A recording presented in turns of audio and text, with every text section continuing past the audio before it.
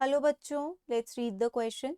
So the question over here says copper ions releasing IUDs are more efficient than non-medicated methods. Why?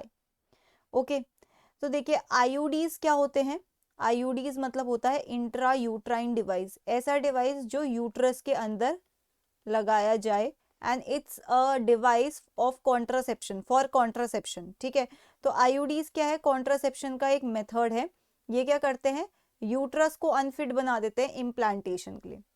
अब ठीक है, ये क्या कह रहे हैं कि copper ion releasing IUDs are more efficient than non medicated methods. ठीक है, तो ये आईयूडीज जो हैं ये तीन टाइप के होते हैं बेसिकली। एक है नॉन मेडिकेटेड या इनर्ट टाइप, ठीक है, इनर्ट या फिर नॉन मेडिकेटेड। ओके, और एक है आपके copper ion releasing, copper ion releasing, और एक होते हैं हॉर्मोन्स वाले, हार्मोन रिलीजिंग आयोडीज। तो यहाँ पे बेसिकली हम इन दोनों को कंपेयर कर रहे हैं, कॉपर रिलीजिंग वाले को और इनर्ट टाइप वाले को।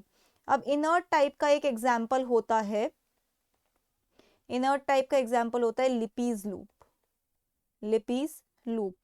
तो ये कह रहे हैं कॉपर वाला जो है वो बेटर है, इस ग्रेटर देन के साइन से हम ये दिखा रहे हैं कि ये बेटर है। देखिए क्यों बेटर है।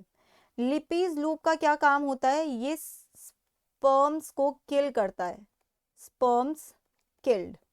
ठीक है, इस तरीके से ये काम करता है और इम्प्लांटेशन भी नहीं होने देता है।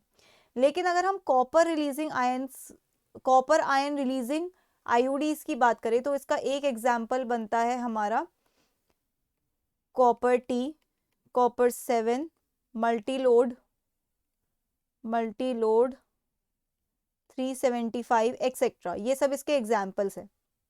अब ये क्या करते हैं? इनके पास स्पर्मिसिडल एक्टिविटी तो है ही, स्पर्मिसिडल एक्टिविटी है, साथ में ये क्या करते हैं? स्पर्म मोटिलिटी को डिक्रीज कर देते हैं, स्पर्म मोटिलिटी डिक्रीज्ड। ठीक है, अब क्या हुआ? जो फंक्शन हमारा यहाँ पे हो रहा था वो यहाँ पे भी हो रहा है, लेकिन यहाँ पे एक और फंक्शन ऐड हो गया है, स्पर्म मोटिलिटी को डिक्रीज कर रहे हैं। ये कैसे होता है? इन सब का कारण है copper ions.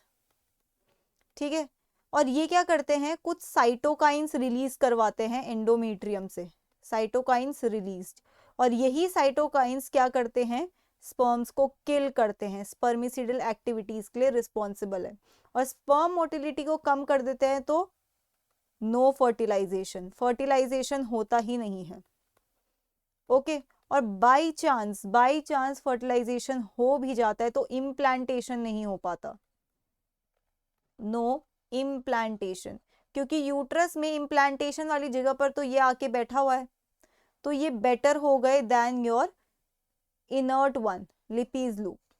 Okay, so that's it for the question. I hope you understood it well. Best of luck.